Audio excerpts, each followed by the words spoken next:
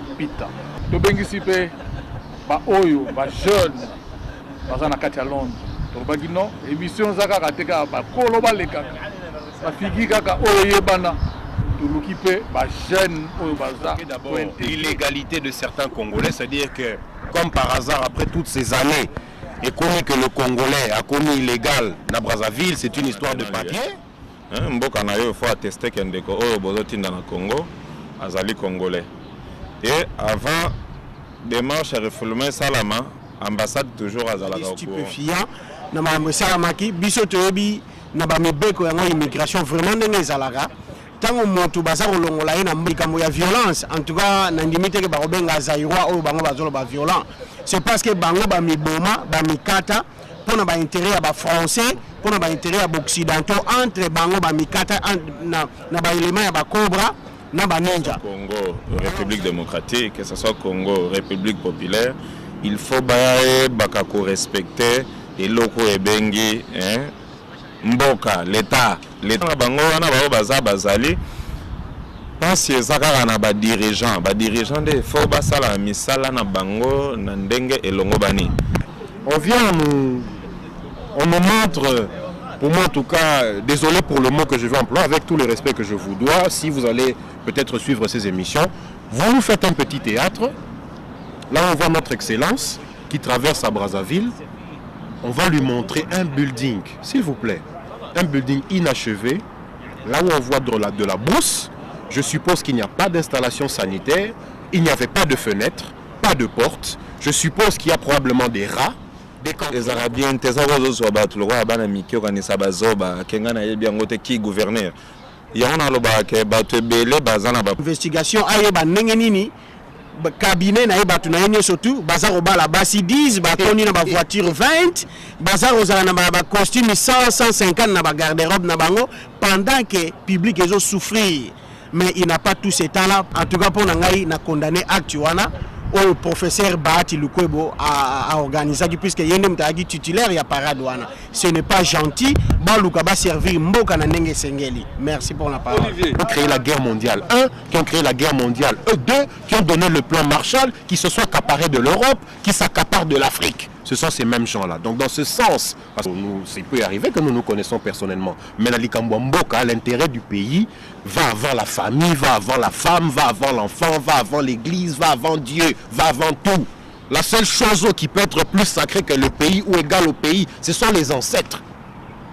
Ce qui représente la BO et Botinga, mais qu'à ramener le Congolais à un esprit beaucoup plus patriotique, à un esprit beaucoup plus nationaliste et qu'on ramène Bissot dans une dynamique dans laquelle nous pouvons travailler ensemble pour appuyer le plan, le programme qui avait été appelé la révolution de la modernité. C'était dans ce sens qui a été fait. Quel travail? Prenons le ministère de la jeunesse et sport, Banza Moukalai, excellence. Il a travaillé avec Mobutu, c'était le chef du impère, et les gens doivent se rappeler, hein, c'est le patron du impère. Bien sûr. Oui, oui. Non, regardez un peu. Le mouvement du 17 mai est venu combattre ces gens-là, mais aujourd'hui c'est le même type qui revient, ministre de sport. Aucun diplôme n'a vu naé, à un titre académique à mon côté. Oh là là, t'es pas prouvé biso yango. Si vous avez bisanga na Kabila zana na titre T. Azara en place Azar. Bango, au bazan na titre, on a justement ces gens-là. Banza Moukalai, tu es vieux. Désolé, c'est la vérité. Tu es la vieille époque. Mais tu prends un ministère comme jeunesse et sport, pendant que tu n'as pas la vigueur d'un jeune. Tu ne pratiques peut-être même pas de sport. Tu peux être fanatique de football. Yo yebi yango tozana gouverneur moko na kombo ya Ken Livingstone. Azaki na régime ya leba. Pona bato ba yebité le type là a tiré la marié officiellement. Nazo pesa une information vraie. Il n'a jamais été marié officiellement. Azalaki ko Covid. Ministère de Kanama diaspora très très clair. Et Kanama parce que vous avez qui maison des étrangers, c'est là, maison des étrangers. Eux, ils ont affaires aux étrangers. Donc c'est là-bas, il faut réclamer nous.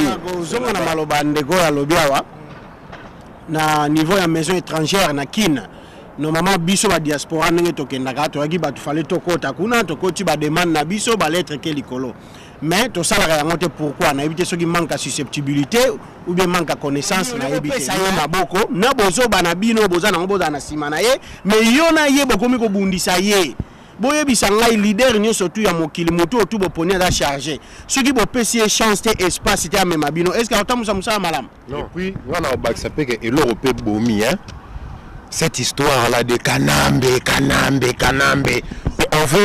on veut justifier l'inactivité, on veut justifier le manque d'entrepreneuriat, on veut justifier des actes antipatriotiques juste par le fait qu'on n'aime pas monsieur qui s'appelle Kanambe ou on n'aime pas monsieur qui s'appelle Kabila ou ceci ou cela. Attendez un peu. On a maloba pena musala on est à troisième assiette parce que 1 plus 1 les chrétiens baloba égale 1 mais c'est que normalement il y a la troisième assiette on est à 3. Troisième assiette on est à côté des esprits et donc tout qui est dans un esprit on a que biso sotolo ba ke tolova Congo tolinga Congo na maloba pena misala là-bas dans communauté. Donc makamu yaro na baby énergie na te pona bunisa ndeko na ngato. Nous devons être prêts parce que notre pays est en danger. On a beaucoup d'ennemis. Bien connaître quelle est notre lutte et pour la finalité. Nous tout ça là on arrive. Ces gens-là ils doivent travailler. Ils se sentent trop à l'aise. C'est ça le problème. Ils n'aident pas le chef de l'État à avancer. Ils se sentent trop à l'aise. Nous devons maintenant affronter un peu les autres. Africa Vision on TV Sky, London City. Omer Yebesi, Yoka Nege Bana Bazali Kozela. Émission Oyoya. Africa Vision, émission Yabana Yaboka. Africa Vision, Olanaka information Yakadiamoka. Na mosika na pembeni tozali ndeko yoka yo. Na ba TV internet tozali pe kotala ye. Message na yo etambolaka bipai na bipai. Omere Yembese na kozela pe na mona émission oyo ya Africa Vision.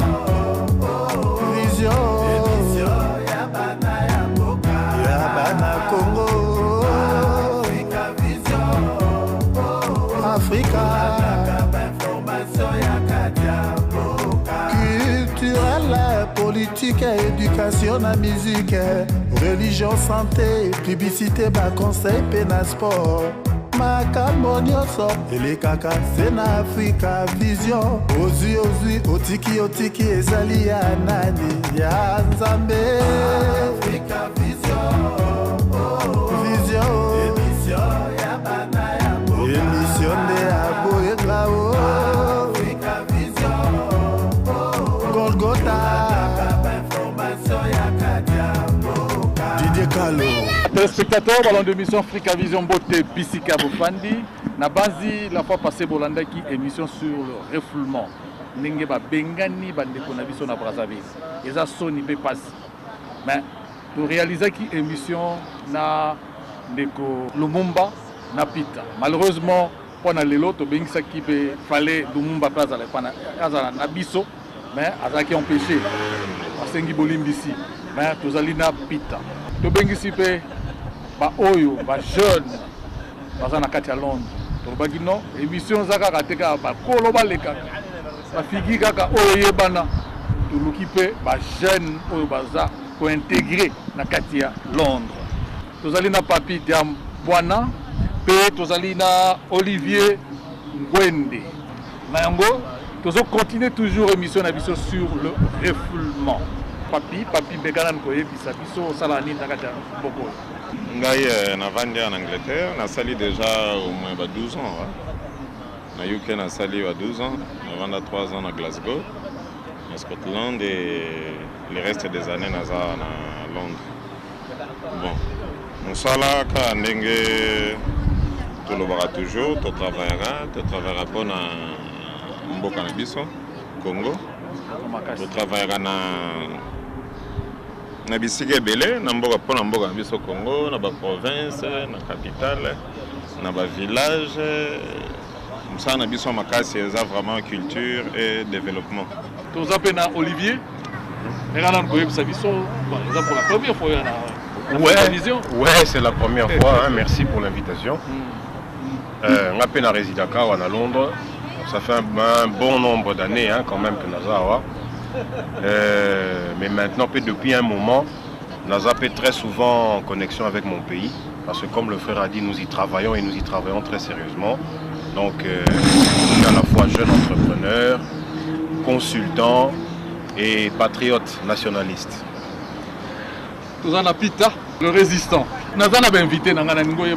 Pourquoi refoulement wana les Salamakaka na Congo Brazzaville? Tout le monde n'a pas. Tous les pays où est Kangama, mais les autres moni Brazzaville comme rapproché na Ouganda, na Rwanda. Pourquoi na nini? Bon, c'est pourquoi il faut que nous place la question mais comment est-ce que soudainement on a toujours bien vécu avec eux et puis qui n'a pas raison, il y a décision au Bazoua qui va refouler les Congolais en masse. Ils ont évoqué d'abord l'illégalité de certains Congolais, c'est-à-dire que comme par hasard après toutes ces années et connu que le Congolais a commis illégal à Brazzaville, c'est une histoire de papier. C'est deuxièmement, on nous parle de Koulouna, que nous avons importé le Koulouna chez eux avec armes, machettes et tout ce qui va avec. On a même vu certaines de leurs autorités de forces de police tenir des propos très durs et déplacés et même xénophobes. Et on parle de Kindamba, comme si la prostitution est un phénomène qui a commencé en République démocratique du Congo. Et après aussi, on vient nous parler de Nganda Soso, Nganda Taba, que nous avons amené chez eux. Ok, nous avons pris ça comme tel, hein, nous avons accepté. Mais ce que peut-être Babosana qui c'était que Bateau Barou Abinisa qui Namboka sont venus quelque part et eux aussi avaient une version des faits. Eux aussi ont vécu certaines choses, ils ont entendu certaines choses.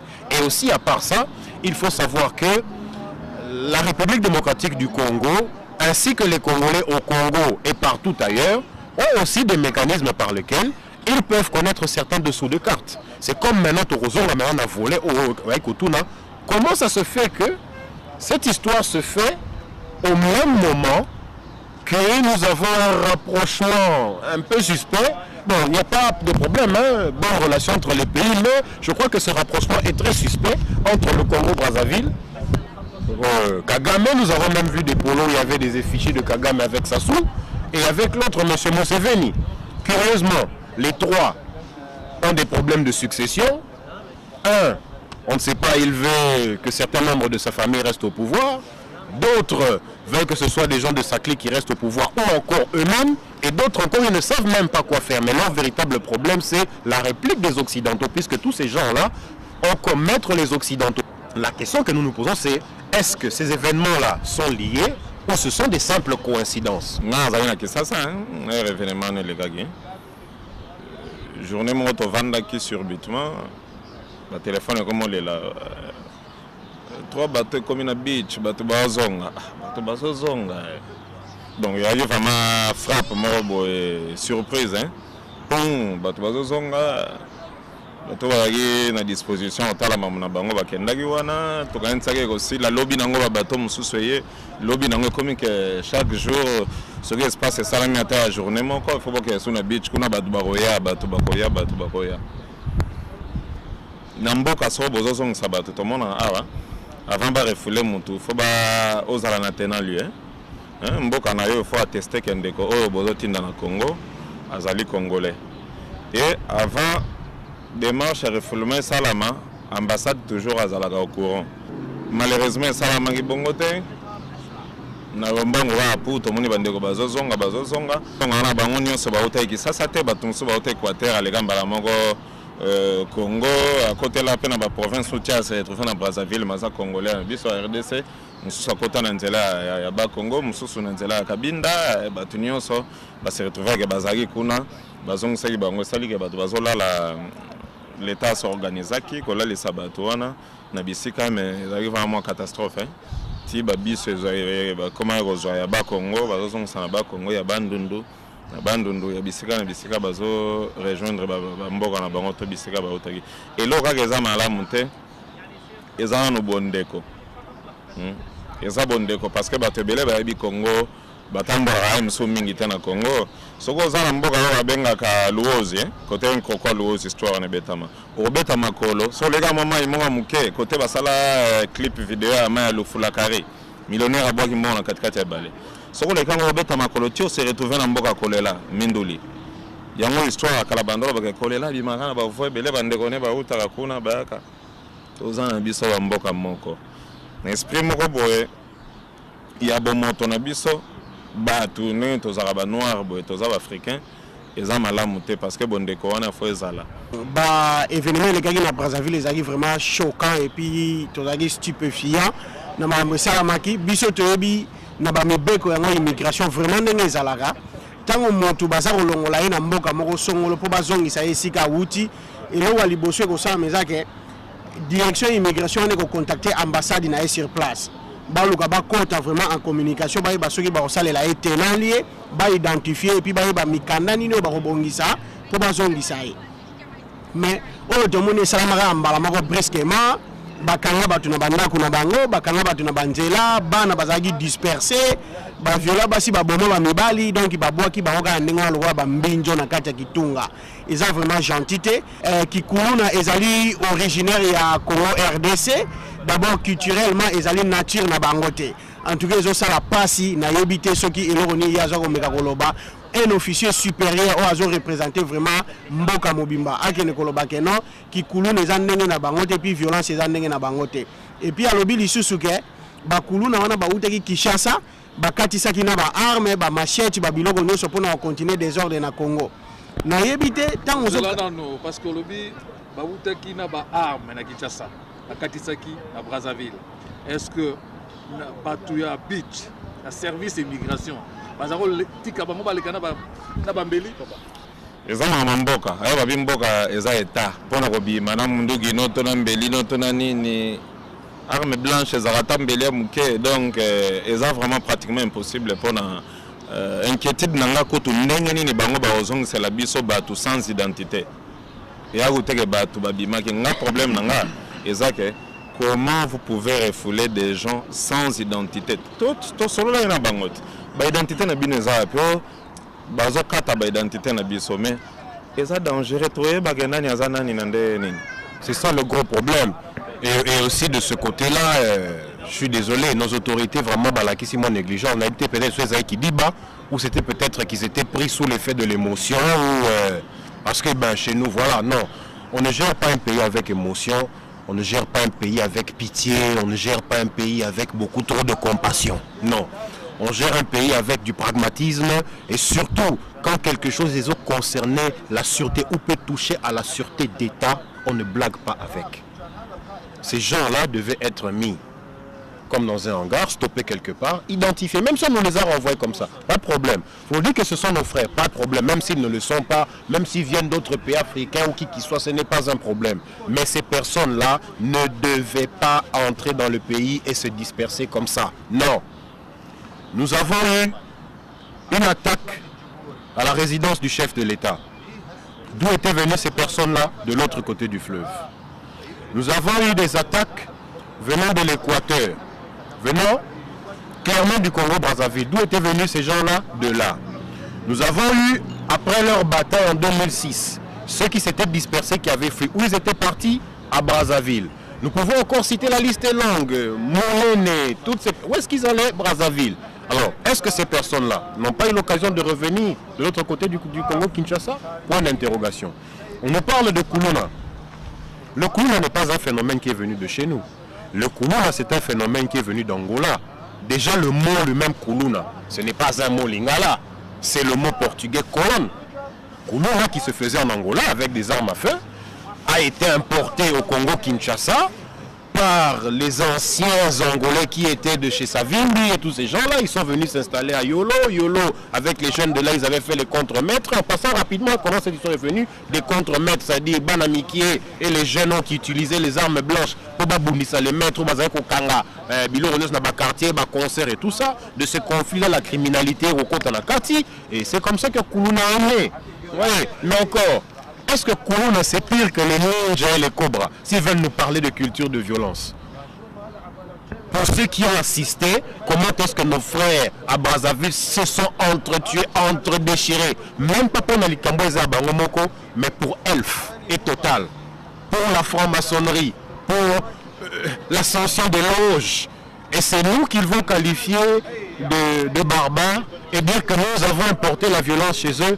Soyons sérieux, nous sommes frères, mais entre frères, il faut qu'il y ait du respect. Et nous, après avoir le général Albert Ngoto, le colonel Monkala Tchulu, nous avons balobi et ça vraiment pas si, puisque le langage n'a pas l'issue utilisé. Boma zaïwa tika nyoka loka ne ndekona biso auti koloba celui to lobito lobela likambo ya violence en tout cas na ndimite ke barobenga zaïwa o bango bazolo ba violent c'est parce que bango ba miboma ba mikata pona ba intérêt ya ba français pona ba intérêt ya occidentaux entre bango ba mikata na ba élément ya ba cobra na ba ninja. Alors zaïwa o bango bazo accuser atika ko appliquer violence pas na bango te et puis na koloba lisusu babakisi bango mibale les deux officiers supérieurs bazolo bela likamu ya kindumba ou bien boy mais na mokili nyo surtout moi si sera bien tamwa na nenga mabe akotamwa na nenga mabe ezala awa na Angleterre pa itovandi bandumba bazali alors balinga teke bapakola kaka mafuta ana ya mabe na banzoto ya bazaïro bazouta zaïr bazokene ko débrier vie na bango ce n'est pas ça on est des frères en tout cas na regretter que na comportement ya ba officier supérieur mibale vraiment na kosenga na son excellence Sassou à revoir vraiment performance na bango na niveau ya l'état 4 Congolais bakufite ba batie bango na mort. Non, vraiment, l'ingami kobeta c'était na mambo e kabola batute. Parce que ba point sensible bon et panzara bato, ko vanda bato. Le plus important ezani nezake ba mboka na biso, et na ba mboka na biso, que ce soit Congo République démocratique, que ce soit Congo République populaire, il faut bakako respecter les locaux et bengi hein. Mboka, l'état ils ont joué te rôle mukaboyo ziobuki mibeko zuba tokangi de chabango ngambo l'état eza bongote l'état eza que il faut kolandela mibeko ya bamboka bakor o bino bosinaka ya diplomatie ne bino kolandela yango bien na mibeko na ndenge komami ko respecter yango ndeko respecter voisin na yo parce que des actes pareils ba congolais ngambo ba ko sala ngote poto ko sala kakara yango te lobite ke le roi bango ba sali yango et biso photo se présenter comme état rebelle parce que pourquoi biso toza na esprit wana te il faut ko fongola pe ba tumi tout ba pourquoi que congolais ba tout bazoloba siko congolais loba nini les sala nini mais bino boye ba to bien ngo biso nyoso ke télévision liboso ya munene en Afrique centrale mobimba ezali na mboka na biso université munene na mboka na biso hôpital munene na Afrique centrale mobimba s'il vous plaît na mboka na biso courant et utaka na mboka na biso mutu nyonso oyo aza mutu munene lelo na Afrique centrale atanga na Congo poza la mutu ya valeur en Afrique centrale otangi na Congo et ça la passe ba étudiante ya Congo Brazzaville na ba étudiant bazo katia bango volontairement bazo kantaye mususu bandeko bako agresser bango mais ils sont pas agressés ngana otikini bazana bango wana bao bazali parce ezaka na ba dirigeant de faut basala misala na bango na ndenge elongo bani. Et là, on a une Brazzavilloise dans une vidéo que j'avais trouvée très bête, mais malheureusement qui a eu beaucoup de succès, du buzz sur le net. Cette fille est arrivée à dire que, en complétant seulement ce que leurs généraux disent sur nous étant violents, ils disent non, mais d'ailleurs vous êtes des xénophobes, non? Vous avez tué les Rwandais, vous les avez grillés. Il dit attendez un peu, wait a minute. Nous ne sommes pas allés les chercher chez eux. Nous ne les avions jamais chassés. Quelques jours avant ça, quelques heures avant ça, nous étions en bon terme avec eux. Ils vivaient tranquillement chez nous. Ils prenaient tout ce qu'ils voulaient, ils faisaient tout ce qu'ils voulaient parce qu'il n'y avait pas d'espace chez eux. Nous n'avions jamais eu de problème. Et la première fois pour laquelle nous avons des problèmes avec les Rwandais, c'est quand notre président Mobutu malade. Il fallait nous comprendre, notre président malade, il n'est pas là. Le garant de la nation est à l'extérieur du pays. Nous apprenons que le pays est attaqué à l'est. On nous informe, on nous dit voilà, cette attaque est venue du Rwanda. On demande à la population congolaise de se mobiliser et de faire face à ça et de les dénoncer. C'est ce que nous avions fait et j'ai vécu cette époque-là. Parce que moi j'ai dénoncé même mes amis qui étaient rwandais. Et à cette époque, ça n'avait pas été très violent. Peut-être des petites gifles là et là, oui, ça allait. Mais après ça, ils ont été sécurisés et ceux qui devaient partir sont partis et encore d'autres étaient restés. Ils n'étaient pas tous partis. La deuxième fois, ces gens nous agressent. Ils tuent nos frères. Ils violent notre territoire. Ils massacrent des gens dans l'Équateur comme des animaux. Et ils se permettent, ils ont l'arrogance, avec la complicité, comme toujours, du maître des esclaves, ça veut dire les Occidentaux, nous les connaissons tous, en leur complicité, ils mènent une guerre de 7 jours, là où ils prennent Kitona, ils se retrouvent à Kinshasa. Le chef de l'État nous dit, on doit se défendre, nous devons nous défendre contre une invasion. Prenons les armes, même les armes traditionnelles. Et c'est ce que nous avons fait, nous nous sommes défendus. Mais encore, on n'a pas pilé des gens, on n'a pas mis les têtes de bébés dans des mortiers, hein. On n'a pas découpé les femmes avec que des machettes comme les maîtres d'esclaves nous faisaient à l'époque. Nous n'avons pas fait ça. Mais nous, on subit ça de nos frères. Comme l'autre, il a dit, Boma Zaïroa Tikanyoka. Ce que les Rwandais nous ont fait, ce que les Ougandais nous ont fait. Et encore, quand on oublie encore, quand l'armée ougandaise s'est battue avec l'armée rwandaise à Kisangani. Est-ce que les gens réalisent quelle atrocité s'était fait en quelques jours? On oublie tout ça. Vraiment, ils ont kilo mingi, na malobaku teza kozanga, ils ont vraiment kilo, ils ont passé, na magambo et salami na Congo. Mais tout ça, on a été pour un message ya kanda ou bien sango ya kanda pour être bandé comme souba tomboka. Tout ça pour na yangote, tout ça li bamboka mi balé ou banda kale travailler ensemble. Puisque tout ça, souvenir mingi na lobaki on a samedi passé, souvenir on a tout le harmonisé yango au lieu que tout détruire yango, vraiment tout le travailler ensemble toujours, mais tout tika te tout condamner toujours ba acte on a tout senga na ba autorité ba mboka mi balé vraiment ba travailler ensemble la main dans la main pour que situation oyo et mekalisu ko répéter vraiment ba to ba na kimia. Boyebite nani aza nani, nani azoleka pembeni nanga, akoti awa nani. Mais ce que c'est qui est moi mon boulot parce que ba master to ebike bazana na Braza bayete. Na ba lopango ebike bato bazana na bato na Braza mona ka moko. Na lopango bayete nanu bayete, na lopango bayete nanu bayete mais ce que to na air bato ce que autre ebi bazana na Braza ba oya to koma combien.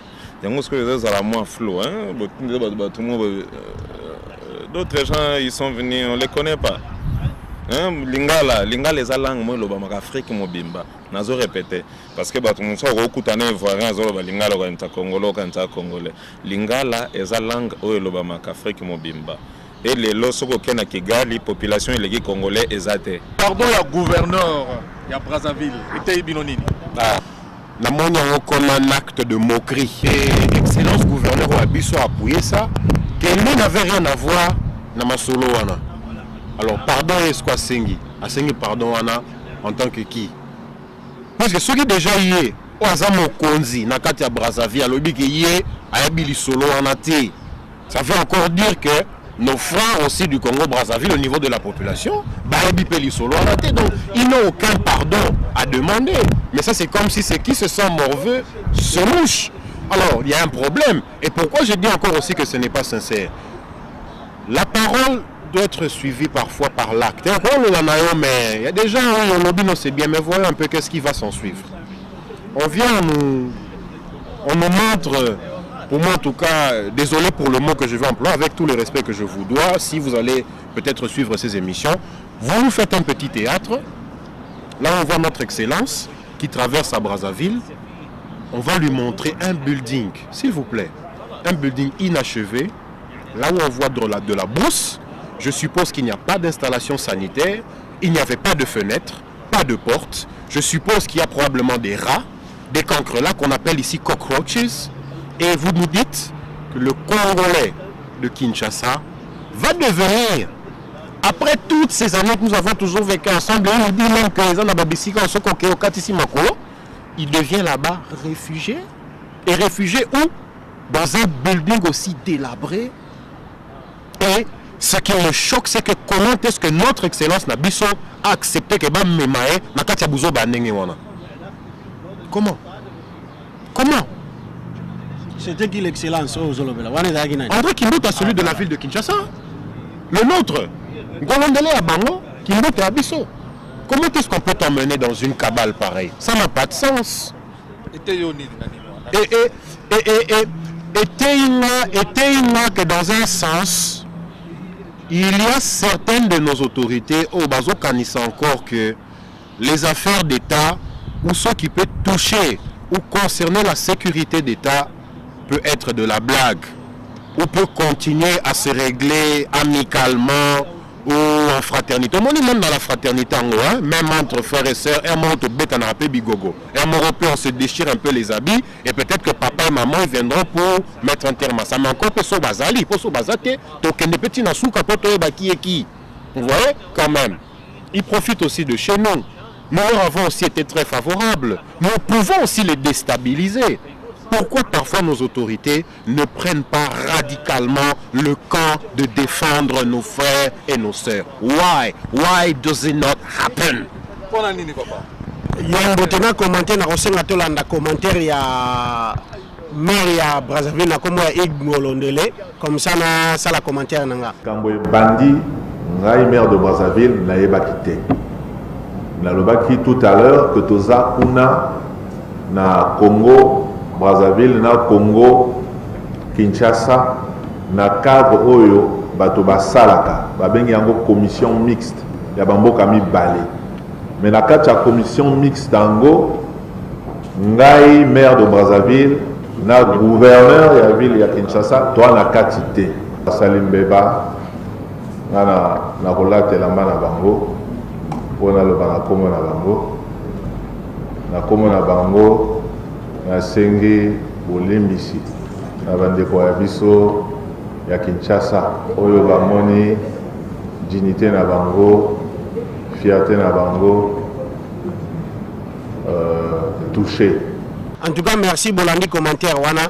Vraiment c'est suffocant na commentaire ya Ignolondele. Alors que situation les gars na Brazzaville pour les Congolais à Kinshasa, il y a qui informé à éviter donc à s'abstenir.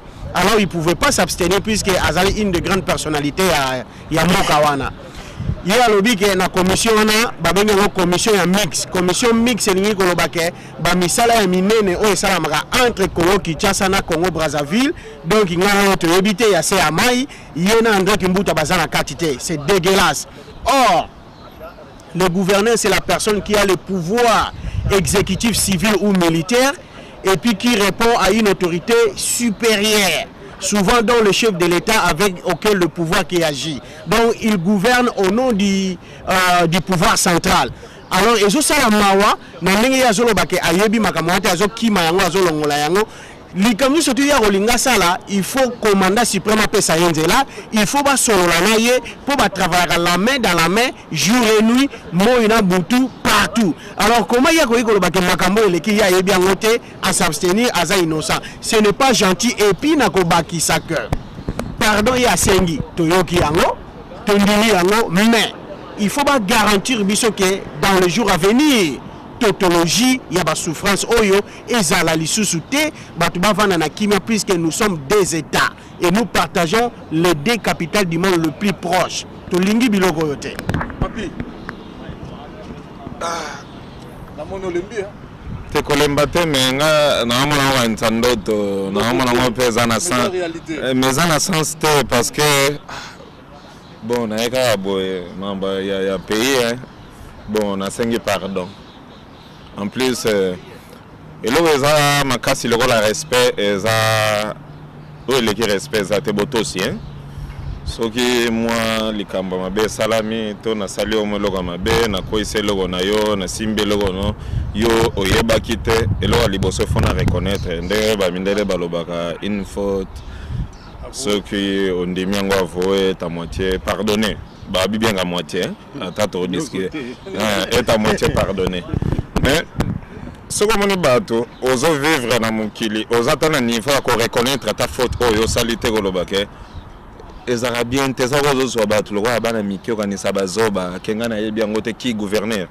Il y a un alobake, battu belé, bazana ba poste na Congo, baebi na bango la poste na ente. So ya boulot noté au sani. Et musala noté? Mengalan ko fongoma. Eza musala na yote pour soki za musala mutu tant que gouverneur o koma ko o banana lo babilo abonde ni kena yeba na ngate ke bazong sabato hein tous les guides sur 3 semaines déjà mouvement zo salama un mouvement salama yo ozo courage le baké tant que gouverneur na yeba ina ngate bo va na ndako tout le monde comprendre que sa génération moko boye ya ba tête moko boye makambu moko boye on se connaît ata ba grand frère mais Tomi ebani mais il faut qu'on respecte mboka l'état basakana na ngote. L'État a sa personne morale, a sa moutouté, a sa famille, a combat moutouté, l'État est zamboka. Basarana ngote mboka za bisote, batike la biso pa ya bato. Bakoko babunda, po bazoli pendance batike la biso mboka o ezalaka déjà biso bakangaka ngo ba liberango, batike le biso il faut to memango na ndenge elongo bani ezala na ngambo, ezala na Rwanda, ezala na Uganda, ezala na Congo, ezala na Angola, biso nyonso fo to respecter mibeko bamboka bele batikela biso ya biso te ezali yo ngai surtout tozolanda programme Africa Vision respect ya mibeko mboka mais soki mibeko mboka tozo respecter ngo tokosuka ndenge nini bandeko date le 1er mai rappel rabino nini le 1er mai to pasaki émission mon radio na Congo pour to lobela importance à musala te lobela musala de jour ya capitalisme autre bengaka impérialisme journée du travail pour jouer notre développement bébélé batebele balela ki ndenge za boye ndenge bino bozolo ba ke bato basala ka te bavana na capitale fo bazonga province bazonga ko na province mais na mboka pour bagendo cultiver terre tobi parce que capital basala ngo pona capitalisme pona bato oyo baye ko sala musala parce que avant de célébrer nos fêtes il faut ba nous d'où ça vient cette fête là bato nyonso ata développement na biso bato mundo to uta na musala to cultivaki terre to pêchaki to salaki musala to développaki mabele na biso donc il faut to zonga na musala ceux qui ozui ata musala te oyo za kotambola na balabala zonga ta na musala ya yambo musala liboso kende ko cultiver mabele sala pêche sala chasse sala cueillette lona banzete bage musala nyonso eza musala musala bénévolat eza musala musala stage eza musala. Oui, le 1er mai ezali journée du travail, capitalisme, impérialisme. Mais na yebite vraiment ce qui est pas une ambition na Congo Kinshasa to appuyer pendant idée à célébrer mukolo wana c'est parce que ba autorité bazo remplir ba rôle na bango te na landaki na ba image na ba bilili ministre du travail na komo ya professeur Bahati Lukwebo ye azalaki na tribune na parade wana sur otali na kati ya batu o bazalaki ko marcher o bazali na parade au moins ba mikolo mais na ba santé ya bana mike lokola ba prématuré ezako sepelisa ta mokete puisque so otali oui de ce qui mais ezo sala passe ezo en tout cas pas sur na ebite pa ini na kosimbisa ngo so otyango na mukongo obima kunki pamba te ozo mona ministre Bahati Lukwebo yeka ndem tanga na santé ya bien alati kazaka et puis na cravate na bango ya motane symbolique comme d'habitude mais bateau baza na parade papa nango mawa pendant qu'ils sont en train de voler de l'argent dans toutes les grandes entreprises de l'État.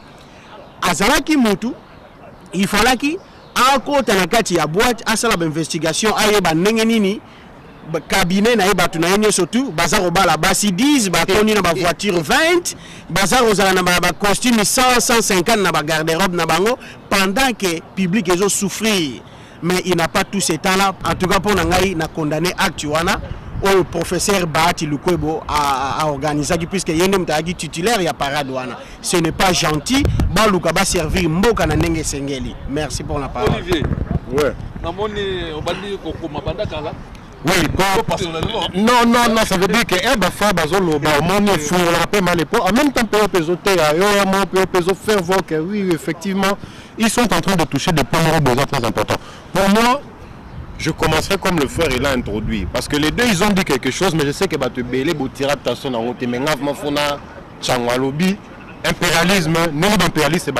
impérialisme, effectivement. Aujourd'hui, nous fêtons la fête du 1er mai, fête du travail, ok. Par commodité, je l'accepte. Mais travaillons, effectivement, faisons effectivement le travail. Mais dans le sens propre du 1er mai, moi je n'accepte pas cette date-là. Le 1er mai, comme fête du travail, vous allez voir que pour le bateau basé en UK, en United Kingdom, va fêter en monté. Pourquoi ils n'ont pas fêté ça? Parce que c'est le 1er mai 1776. Au début, on a écrit dans le billet du dollar. Le 1er mai 1776, c'est au Balobaka, la fête Ezali pour les patriotes, ceux qui avaient break away from l'Empire britannique. C'est pourquoi les Britanniques n'ont pas fêté et les autres ont fêté. Maintenant, ceux qui sont venus fixer ça au 1er mai 1776, c'est les gens comme Adam Weishaupt, les jésuites et ces gens-là, eux qui avaient finalisé le plan par lequel ils allaient contrôler le monde, ce qu'on a appelé les illuminés. On eu leur existence d'un côté, on accepte leur existence d'autre, on rend ça comme une rumeur d'un autre côté, mais je dirais aux gens, vous savez, la meilleure façon par laquelle protéger ou to protect et loko eza evil eza ko deny yango que it doesn't exist. Mais les illuminés avaient établi leur plan et décidé que le plan nabiso to tchango en marche. Comment ils allaient contrôler le système économique, comment ils avaient déjà réussi à infiltrer l'église, parce qu'en ce moment-là, c'était l'église qui tenait les choses, comment ils avaient déjà infiltré l'armée. Parce que tout ce qui leur restait, c'était ça. Ce sont ces gens-là qui ont créé la guerre mondiale 1, qui ont créé la guerre mondiale 2, qui ont donné le plan Marshall, qui se sont accaparés de l'Europe, qui s'accaparent de l'Afrique. Ce sont ces mêmes gens-là. Donc dans ce sens, parce que j'avais dit quelque part, je suis nationaliste, je suis patriote, je n'adhère pas au 1er mai. Mais maintenant, tous on a 1er mai, on va passer na classe, il y a programme au monde, la pesa biso, qu'ils ont fait du travail, pendant que beaucoup de nos frères n'ont pas de boulot. Ils doivent chômer à la maison, ils vont étudier de longues études, des études pénibles, difficiles, au prix de beaucoup de sacrifices pour après chômer. Revenons à ce 1er mai. Comme le frère il a dit ici, ce 1er mai là, d'abord tout banana dans la tête au sommet de l'État. Non mais c'est vrai parce que ce n'est même pas quand même, mais vous voyez c'est une révolte intérieure parce que le Congo peut être mieux que ce qu'il est. Nous pouvons faire mieux, ensemble, dans l'unité, dans la fraternité, comme on a dit, paix, justice, travail. Même si j'adhère à quelques principes de ça et n'a pas façon de rebouer, pas totalement. Oui, vous voyez?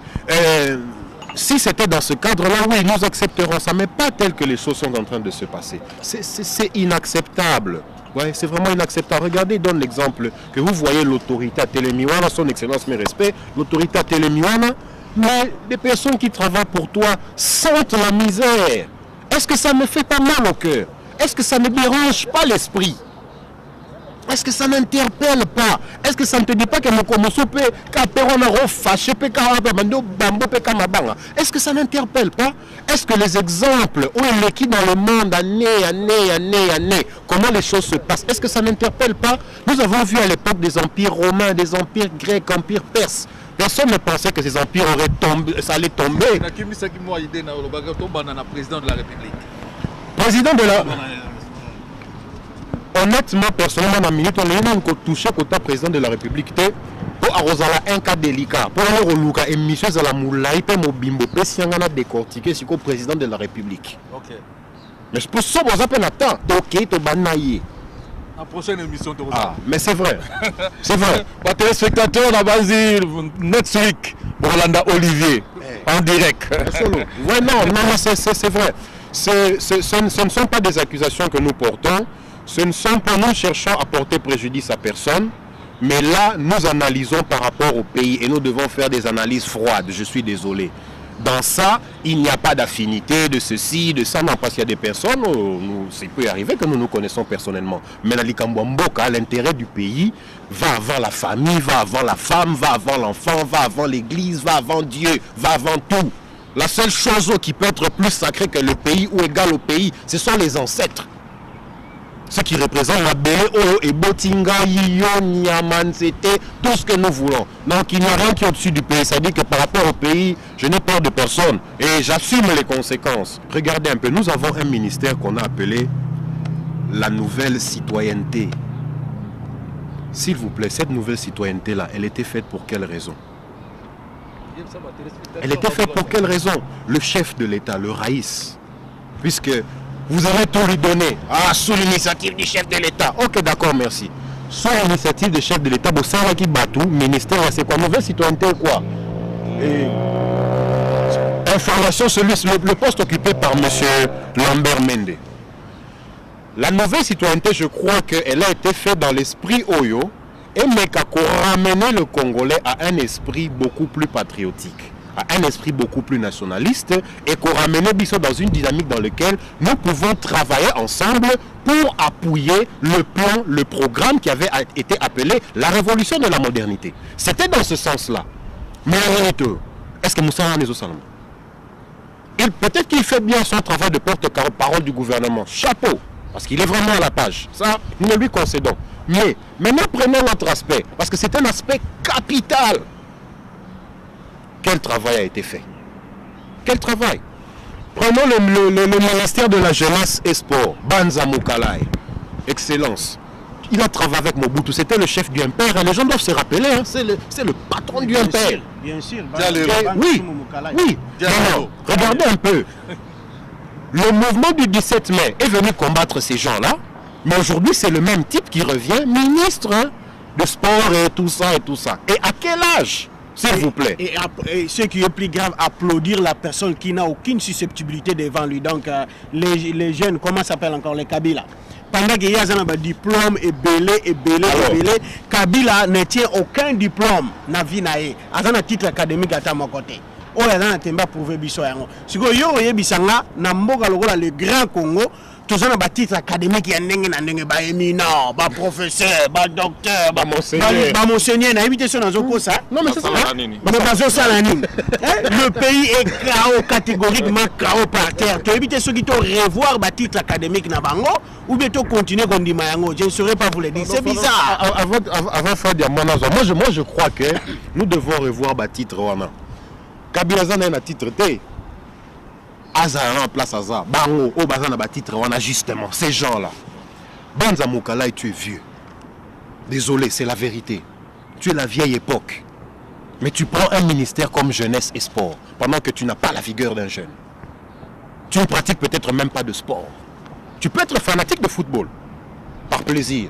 Tu peux aller jouer un peu de tennis pour entretenir un peu les os. Mais tu n'es pas sportif.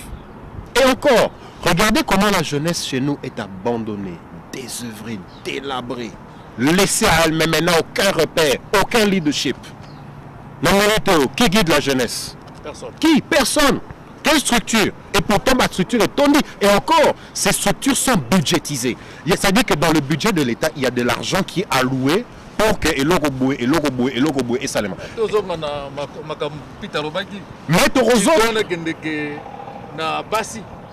Mais bon, au moins en tout cas, la représente un problème limité dans ma caméra. Pourquoi? Parce que je me dis, peut-être après que peut-être que je ferai la même chose. C'est la nature humaine. Mais il y a un problème. Et l'équipe quand même est belle. Excuse. Olivier Alobik et non, peut-être ce qu'il y a c'est la nature humaine. Mais moi j'ai dit non. Puisque awa tous en Londres, dans le Royaume-Uni, yo ebi ango tous en gouverneur, mais on a comme Ken Livingstone, azaki na régime yaleba. Pour na bateau ba éviter le type là, a tiré la cause la marié officiellement. N'a pas une information vraie. Il n'a jamais été marié officiellement. Azalaki ko vivre na basi ndenge to lobaka yaka to vana. Bofandi et puis abota 5 bana na 5 femmes différentes. Il n'a pas fait du bien pendant son temps de gouvernance. Il a fait du bien. Par rapport à lobby. Donc il y a des choses polygames et ça qu'on empêche ou bien qu'on prévenir ça du bien. Non. Et qu'on a la conscience na yo. Ou même sur c'est ça que je disais que c'est belé. Merci.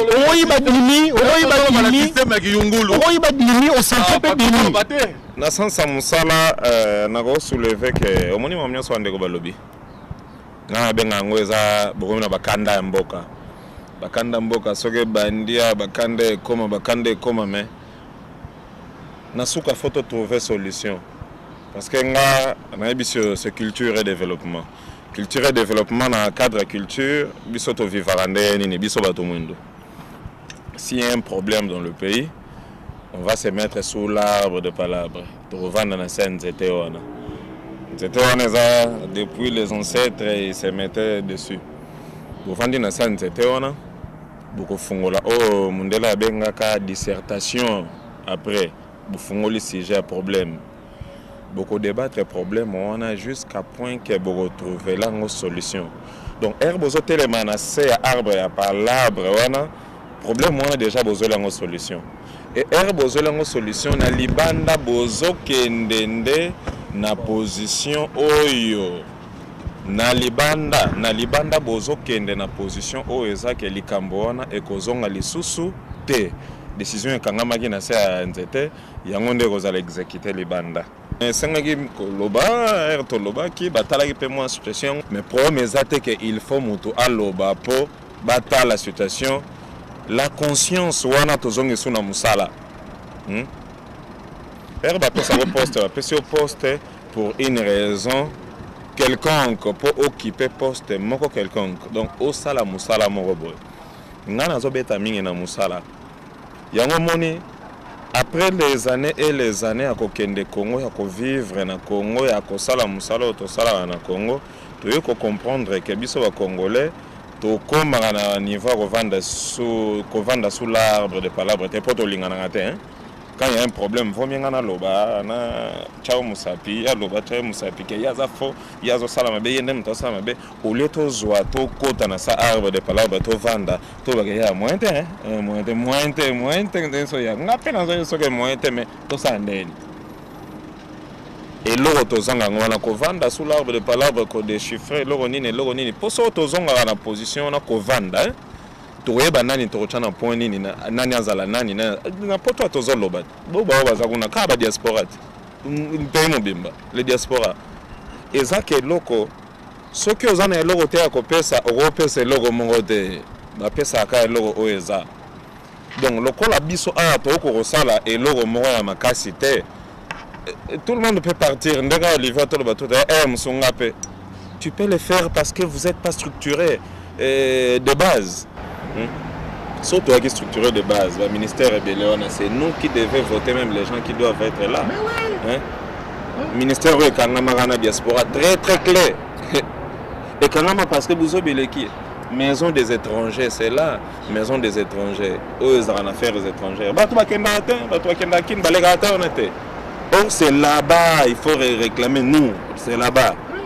Il y a un truc à signer, bien écrit, et qui est Matati Likolo, c'est là-bas. Et en le complétant, nous avons une chancellerie ici. Vous savez que nous avons une résidence, Yaba Congolais, qui est ici dans un coin luxueux de la capitale de Londres, abandonné. Nous avons essayé de monter une opération commando pour les chasser. Mais bon, voilà, il s'est fait ce qu'il s'est fait. Mais c'est désolant. C'est désolant. Et en parlant de Moussala, vous savez, bateau photo salon, on a peur à l'objet de swing, hein. Faut pas il y en a nos militaires. Parce que ces gens-là sont en train de travailler au prix de sacrifices énormes. Tout n'est peut-être pas bon à dire, peut-être peut toucher la affinité, la bateau, mais ils travaillent vraiment dans la condition que ils sauté à l'obissi, coup de chapeau. Pour après, quand tout le monde va monter dans le camion, va aller là-bas après des entraînements durs, difficiles, dans des conditions dures, ils partent et pendant que Bob bende les couilles à Tepo, mais il faut pas baquer. Basoda musu bakima palanga na masasi mais na batu musunde bakendara na front na blague te. Il sait que c'est pour le pays, c'est la vie ou la mort. Et ils sont prêts. Et là, si vous avez vu aussi qu'il y a eu une différence Touro avec M23, c'est parce que bato a tendance wana après révolte, après Kanda, après Nibaleka qui est belé. Il n'avait plus moins de faire autrement. Tony Atanan. On y va dans Tony Ata. Tony Ata. Nago zongo na maloba ndego ya lobiawa. Na niveau ya maison étrangère na Kina normalement biso ba diaspora ndenge tokendaka toyaki batu fallait tokota kuna tokoti ba demande na biso ba lettre ke likolo mais to salaka yango te pourquoi na éviter soki manque à susceptibilité ou bien manque à connaissance na éviter mais ndenge ya lobi ba diaspora awa lokola toza ko kosa eloko moko te même ba zui biso tout le monde na ko kende kuna ba tie biso boke sénégalais te car la même chose azolo beloko eza na nzela awa na kati na biso ndenge to ali awa banda to sala sensibilisation to sala mobilisation mais to sala ki batu normalement to sala ki batu na ngonga oyo il fallait ki to comme na niveau ya ko réaliser makambo to sala na bureau to sala na structure to sala na oyo babengi ensemble des éléments identiques mais jusque là toujours koka yango te pourquoi to koka c'est parce que kobanda awa même na mboka voilà même pas la community center ezala na mboka tozo koka yango te pona nini ezaka na eloko moko ya liboso to boyaka ko travailler ensemble yo même on a la capacité il y a la capacité bino moko boponi ole bopesa ye maboko na bozo bana bino boza na boza na simana ye mais yona ye bokomi ko bundisa ye boye bisanga leader nyo surtout ya mokili moto tout boponi à charger ceux qui bopesi chance te espace te amema bino est-ce que otamusa musala malam non nandimiri ka otamusa musala malam ya mi balé eloko bomaka ya biso conscience mutu mususu aza koyepa bato baza aosala makambo na kivedete alingi bamona ye likambo ye asalaki te me aye kobeta tango azoluka mutu na ye toyebi eloko towelaka te. Et puis wana obakisa peke eloko pe bomi hein cette histoire là de Kanambe on veut justifier l'inactivité. On veut justifier le manque d'entrepreneuriat. On veut justifier des actes anti-patriotiques juste par le fait qu'on n'aime pas monsieur qui s'appelle Kanambe ou on n'aime pas monsieur qui s'appelle Kabila ou ceci ou cela. Attendez un peu. Est-ce qu'aujourd'hui, pour que le Congolais puisse faire un lobbying pour son propre pays, dans le cas de nos viols, dans le cas de la pauvreté, dans le cadre de programmes de développement, dans le cadre de programmes d'éducation, dans le cadre de programmes d'infrastructure, dans le cadre de programmes d'investissement, est-ce que pour ça, nous avons besoin de regarder ce que les politiques font? Est-ce que nous avons besoin que ce type-là qui se trouve là-bas soit rwandais ou que d'où qu'il soit? Nous n'avons pas besoin de ça. Nous n'avons pas besoin de ça. Et aussi un autre problème que nous avons, nous ne savons pas, ou encore en tant que communauté, on n'a pas encore réussi à bien identifier quel est notre combat. Moi, je vous garantis aujourd'hui qu'il y aura changement de régime au Congo, mais rien ne va changer. Quand Papa Mobutu est parti, nous on croyait que les gens, je me rappelle, les gens disaient on va commencer à boire du lait gratuitement. Le fromage est gratuit parce que du côté qui sont libérés par les rebelles là-bas, le fromage est gratuit. Ah bon? Vous êtes sûr? Les Tosukuapi. Regardez à Brazzaville, regardez en Centrafrique, même au Rwanda là-bas. Il n'y a aucun pays libre africain et c'est pour ça qu'il n'y a aucun gouvernement qui peut venir et travailler pour les aspirations de leur peuple. Il n'y a pas moyen parce que nous sommes sous la chaîne des impérialistes. John Kerry, avant de partir à Kinshasa, il était briefé. John Kerry n'est pas là-bas pour nos élections, il s'en fout. Il s'en fout qui sera président, qui sera quoi. Et ils vont, de ce côté-là, ils peuvent pousser une tendance. S'ils ont un problème personnel, mais généralement leurs problèmes sont téléguidés par les finances, l'argent, business. Like we say in English, money is running the world. Quand ce type-là va là-bas, il va d'abord pour représenter les intérêts des financiers. Parce que leur crainte, c'est l'avènement de la Chine. Aujourd'hui, les frères, soyons conscients, hein, terrorisme est poussané. Terrorisme est poussané. Et bien, les commis les gens à Centrafrique. Oui, next.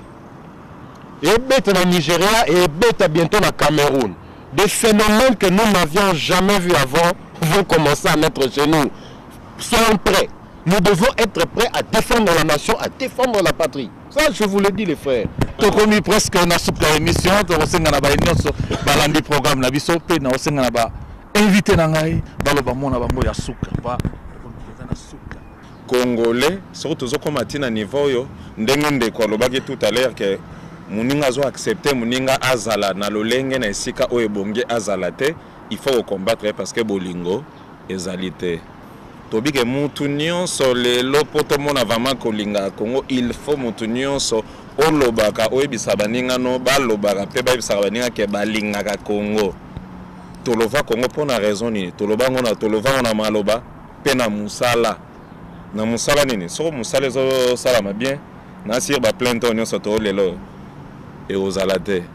Tolinga Congo na maloba pe na musala wana eza troisième assiette parce que 1 + 1 les chrétiens baloba égale 1, mais si normalement il y a la troisième assiette, on est à 3. Troisième assiette, on est à côté des esprits et zokutana. Tokokutana siko na bolingo o tozala ngona Congo, na mosala o moko na moko akosala to bato bakosala ensemble ata moko na moko akosala na mpanzi na ye. Elingo la kisaka tolinga Congo, poso tolingi Congo mingi. To beta kopa ndeni santé bien ndeni. Ata na linga kete. So to kombola so elinga mai agina debuta mai o mela mai te to solo la tana linga so to solo la Donc tokende na un esprit wana ke biso nyonso tolobaka tolova Congo tolingaka Congo na maloba pe na misala la babenga opération Mutambo. De tout ce que nous allons faire, travaillons vraiment consciemment et puis sincèrement, sans pour autant exagérer. Likambu o yebi, o sali o yebi to kokate, o tiki o zongi ata sima, o beninjo to pesi baninga mususo ba o salo pesi bangonde maboko, yo zala na sima nyoso to na pona o luarara solution na eyano o ekole libiso na mboka pe na communauté. Donc makamu yaro na baby énergie na ngate pona bunisa ndeko na ngato tikango. Nous devons être vigilants, nous devons être prêts parce que notre pays est en danger. On a beaucoup trop d'ennemis. Nous devons bien cibler, bien connaître quelle est notre lutte et pour la finalité nini. Prenons les autorités au Ramambo Canabiso comme telles. Mais maintenant, agissons en patriote. Ça veut dire que nous devons passer à la vitesse supérieure. On a parlé de la 3e vitesse. Allons à cette vitesse supérieure. Quelle est cette vitesse supérieure? C'est la vitesse supérieure du patriote. Le patriote est maintenant celui qui, comme on a dit dans Moussala, maintenant Moussala, on a volé na et. C'est-à-dire, Moussala, Moussala Zalarake, au Kombola, Moussala Perose à d'être contrôlant, respecteur, Yaba Olazo Kombola. Nous devons maintenant, je dis aux frères et sœurs qui sont à Kinshasa, soyez prêts parce qu'on va venir. On arrive. Ces gens-là, ils doivent travailler. Ils se sentent trop à l'aise. C'est ça le problème. Ils n'aident pas le chef de l'État à avancer. Ils se sentent trop à l'aise. Nous devons maintenant leur frotter un peu les oreilles. N'est-ce pas bien dans la paix, dans la démocratie, hein? Dans l'esprit démocratique, mais il faut maintenant le ministre, il ne faut pas sentir que tout le monde peut ici on est ici au Royaume-Uni, on le sait. Le programme du ministre, son canevas, Mambuto qu'il a à faire, même pour des mois, c'est public. Hein? Et là, comment tu as juste besoin de demander. Voilà, c'est un droit fondamental que nous avons. Nous devons savoir, tu as fait quoi? Ce n'est pas une prérogative qui est spéciale aux parlementaires. Parce que ceux-là, ces députés-là aussi, ils sont notre problème dans ce pays. Malheureusement, tes amoukiers, prochainement, on doit revenir sur ces garçons et ces filles-là. Ça, je vous le dis. Comme une super émission, on a un programme Nabiso, on Nyoso, à ce pays-là quitté. Alingi ko bakisa eloko mususu na émission na biso abenga biso to akomela biso na si bolandi Papi bolandi Pita pe bolandi Olivier bosepeli na bango mais prochainement tolobi bolanda Olivier bazana makambo ebele na sa motema arobimisa yango na système gabino boyebi to remercier ba union so balandi programme na biso pe na système ozozui o tikotiki keba ezana nani ya nzambe tobosanite anjina mbano ebalo wa baba na système ozozui Africa Vision on made in the sky London City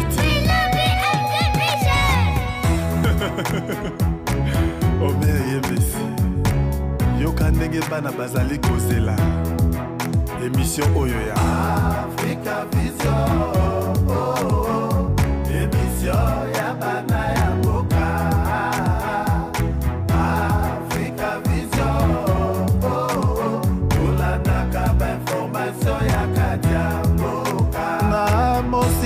na pembeni tozali nde koyoka yo na ba TV internet tozali pe kotala ye message na yo etambolaka bipai na bipai omere yembese nakozela pe na mona émission oyo ya Africa Vision émission ya bana ya mboka ya bana Congo Africa Vision Africa culturelle, politique, éducation, la musique, religion, santé, publicité, conseil, péna sport. Makambo nyonso elekaka se na Africa Vision ozui otiki ezali ya nani ya Nzambe Africa Vision émission ya bana ya mboka émission de aboyeka Africa Vision Golgotha